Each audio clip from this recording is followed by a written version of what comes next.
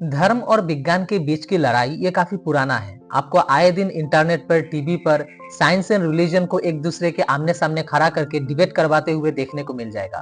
और इस डिबेट का कोई अंत भी नहीं है। ऐसा नहीं कि इससे कोई हमें नतीजा मिल रहा है। ये डिबेट जहां से शुरू होती है, घूम फिर के वहीं पर आके अटक जाती है। और जब इस डिबेट के दौरान साइंस की वकालत करने वाले इंसान धर्म ग्रंथों में लिखी गई सिद्धांतों पर सवाल उठाता है, तब धार्मिक लोग इस इंसान को बहुत ही हीन भाव से देखते हैं।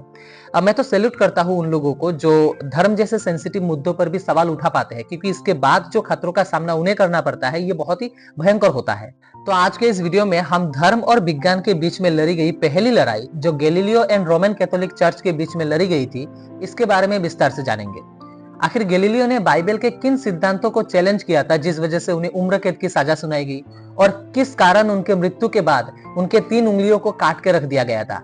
आइए एक एक करके समझते हैं। अब गैलीलियो एक यूनिवर्सिटी के प्रोफेसर थे। इन्होंने अपने सभी स्टूडेंट्स को एक दिन बुलाया और बुला करके एक एक्सपेरिमेंट कंडक्ट किया। इस एक्सपेरिमेंट में इन्होंने सबसे पहली बार के लिए यह साबित किया कि ऊपर से नीचे की तरफ आ रही सभी चीजें समान गति से नीचे की तरफ आती है। मतलब सभी चीजों पर समान एक्सीलरेशन लगता है। इसका मतलब आप एक लोहे का बॉल और एक पंख को अगर एक ही साथ छोड़ दोगे तो ऊपर से वो एक ही समय पे आके जमीन से टकराएगी। लेकिन इससे पहले लोग इस बात को नहीं मानते। लोगों को लगता था कि जो चीज ज्यादा भारी है वो पहले आके जमीन से टकराएगी। लेकिन गैलीलियो ने एक्सपेरिमेंट के थ्रू इस बात को गलत साबित किया कि मास के ऊपर चीजों का एक्सीलरेशन डिपेंड नहीं करता। एक ही समय पर अगर रिलीज किया जाएगा तो सभी चीजें समान गति से आके जमीन से टकराएगी। इसका मतलब सभी चीजें, हल्का हो भारी हो, कोई मायने नहीं रखता, मास के ऊपर कोई डिपेंड नहीं करता। सभी चीजों पर ये जो धरती है ये 9.8 मीटर पर सेकंड स्क्वायर का एक्सीलरेशन लगाती है। अब ये गैलीलियो का पहला चैलेंज था समाज के सिद्धांतों पर। पहले लोग इस बात को नहीं मानते थे। लोगों को लगता था जो भारी चीज है वो पहले आके गिरेगी, जो हल्का चीज है वो बाद में आके गिरेगी। लेकिन एयर रेजिस्टेंस वगैरह को लोग नेग्लेक्ट नहीं किया करते थे उस वक्त। अब ऐसे ही एक एक करके हुए नए नए खोज करते गए। इन्होंने दूरबीन से पहली बार के लिए चांद के सरफेस को देखा और बताया कि चांद का जो सरफेस है वो प्लेन नहीं है, बल्कि चांद का सरफेस बहुत ही उबड़ खाबड़ है। इसमें गड्ढे मौजूद है, पहाड़ मौजूद है। इन्होंने पहली बार के लिए सैटर्न के रिंग को देखा। जुपिटर के 4 सबसे बड़े सैटेलाइट को इन्होंने पहली बार के लिए देखा।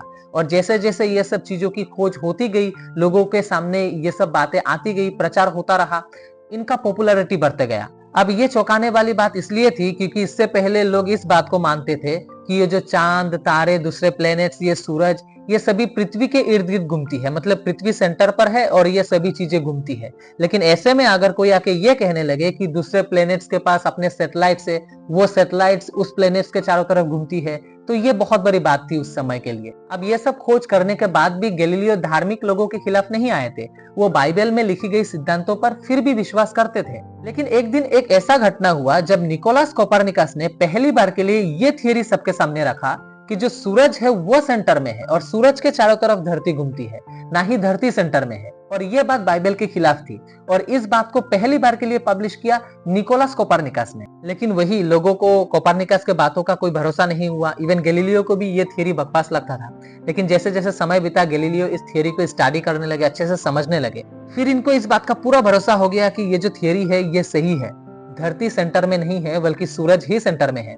अब गैलीलियो को इस बात का पूरा भरोसा हो चुका था। अब इस बात को गैलीलियो प्रचार भी करने लगे, लोगों को बताने लगे कि अगर बाइबल में कोई चीज गलत है तो उसे सुधार करने की जरूरत है। अब इन सब बातों ने गैलीलियो को रोमन कैथोलिक चर्च के खिलाफ लाके खड़ा कर दिया। अब चर्च के तरफ से गैलीलियो को यह बोला गया कि ठीक है, आपको पता लग गया कि सूरज सेंटर में है, लेकिन इस बात को आप प्रचार मत करिए, आप लोगों तक बताइए नहीं, लोगों तक पहुंचाइए नहीं इस बात को। अब इस बात पे समझौता हो गई और कई सालों तक कोई परेशानी नहीं आई। लेकिन कुछ ही सालों बाद गैलीलियो ने एक ऐसा किताब पब्लिश कर दिया जिसमें इन्होंने भरपूर तर्क देने की कोशिश की कि सूरज ही सेंटर में है, ना ही पृथ्वी। और इसी वजह से रोमन कैथोलिक चर्च के द्वारा उन पर मुकदमा चलाया गया। गैलीलियो अपने तरफ से सफाई दे रहे थे, लेकिन किसी ने भी उन पर भरोसा नहीं किया। और अंत में आके इन्होंने उस समय के धार्मिक लोगों के सामने अपनी गलती को मानना पड़ा और उनको उम्र कैद की सजा सुनाई गई। बाद में यह सजा नजरबंदी में भी तब्दील हुई। तब वो लगभग 70 साल के थे और सजा के तौर पर उन्हें हर रोज बाइबल पढ़ना पड़ता था। फिर कुछ सालों बाद उनकी मृत्यु हो गई और चर्च वालों ने एक छोटे से कमरे में इनके शरीर को दफना दिया। और इस दौरान उनको चाहने वाले कुछ लोगों ने उनकी एक दांत और 3 उंगलियों को काट कर निकाल दिया। दरअसल ईसाई धर्म में एक प्रथा है, एक नियम है कि जो महान लोग मरते हैं उनके शरीर के कुछ अंग को रख दिया जाता है। ये उनका नियम है, एक प्रथा है। और आज भी ये तीनों उंगलियां इटली के एक म्यूजियम में मौजूद है। लेकिन सबसे शॉकिंग बात क्या है पता है?